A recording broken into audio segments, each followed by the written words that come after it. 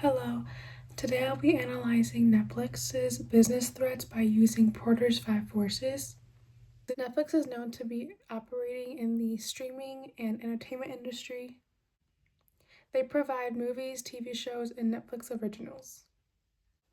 Even though Netflix is known to be the main leader in the streaming industry, they can still get negatively affected from business threats. The first force that I'll be naming is competitive rivalry. A real-world example would include other streaming apps that are also known like Hulu, HBO Max, Disney Plus, Peacock, Amazon Prime, and a bunch more. Among these streaming apps, this creates a threat for Netflix because it can make consumers turn away more from Netflix and give more attention to the other streaming apps. It can also reduce Netflix's ability to stay the leader in the market while these other streaming apps are coming in. A real-world example would be that Disney Plus and Amazon Prime and a lot of these other streaming services have their own originals and have their own movies that consumers would rather watch than watching it on Netflix, or they don't have the option to watch it on Netflix.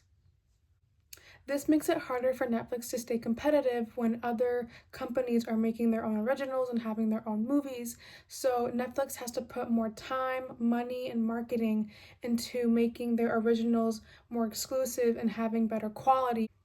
With the time and money and marketing that Netflix has to put in, this can make it harder for them to stay profitable, and this can make it harder for consumers to stay and not shy away from their prices. The second force is a bargaining of buyers. Within Netflix and the streaming industry, there are no long-term contracts. This means that any subscriber or customer can cancel their subscription whenever they want. A real-world example would be how you could cancel Netflix in one day and go to another streaming service like Disney or Hulu or any of the other ones in the same day. Consumers could do this because of low switching costs. The third force that I'd be mentioning today would be threat as substitutes. This wouldn't be about how consumers use movies or TV shows or streaming apps to entertain themselves. This would be about how other people use the digital space to entertain themselves, whether that's YouTube, video games, or TikTok, or other social media apps. These substitutes could reduce the time you spend on Netflix and make it harder for Netflix to gain customer engagement. From people reducing their time using Netflix, this could result in cancellations and pricing pressures.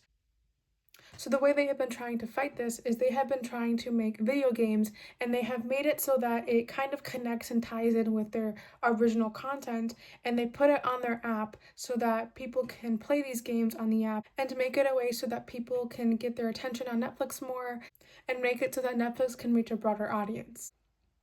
With all of this in mind, I still believe that Netflix is still going to be the leader. They just constantly have to be innovative and creative with their content and with their strategies in order to stay ahead of the game and stay ahead of their rivals.